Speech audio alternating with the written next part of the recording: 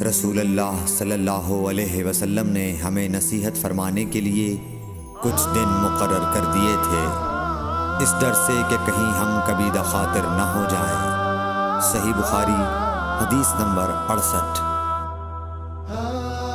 آپ صلی اللہ علیہ وآلہ وسلم نے فرمایا، آسانی کرو اور سختی نہ کرو، اور خوش کرو اور نفرت نہ دلاؤ۔ صحیح بخاری حدیث نمبر 69۔ عبداللہ ابن مسعود ہر جمعرات کے دن لوگوں کو وعظ سنایا کرتے تھے۔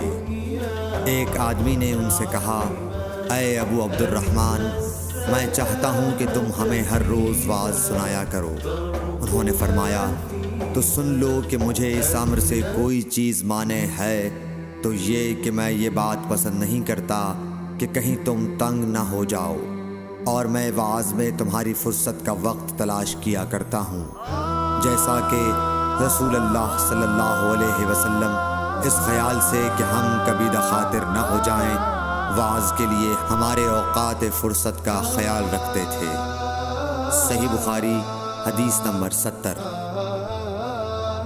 رسول اللہ صلی اللہ علیہ وسلم نے فرمایا، جس شخص کے ساتھ اللہ تعالی بھلائی کا ارادہ کرے اسے دین کی سمجھ عنایت فرما دیتا ہے، اور میں تو محض تقسیم کرنے والا ہوں، دینے والا تو اللہ ہی ہے، اور یہ امت ہمیشہ اللہ کے حکم پر قائم رہے گی، اور جو شخص ان کی مخالفت کرے گا انہیں نقصان نہیں پہنچا سکے گا یہاں تک کہ اللہ کا حکم قیامت آ جائے اور یہ عالم فنا ہو جائے۔ صحیح بخاری حدیث نمبر 71۔ عبداللہ بن عمر رضی اللہ تعالی عنہ کہتے تھے کہ ہم رسول اللہ صلی اللہ علیہ وسلم کی خدمت میں حاضر تھے کہ آپ صلی اللہ علیہ وسلم کے پاس کھجور کا ایک گابھا لایا گیا۔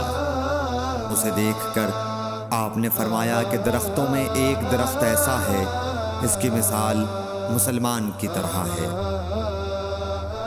ابن عمر کہتے ہیں کہ یہ سن کر میں نے ارادہ کیا کہ عرض کروں کہ وہ درخت کھجور کا ہے، مگر چونکہ میں سب میں چھوٹا تھا اس لیے خاموش رہا۔ پھر رسول اللہ صلی اللہ علیہ وسلم نے خود ہی فرمایا کہ وہ کھجور ہے۔ صحیح بخاری حدیث نمبر 72۔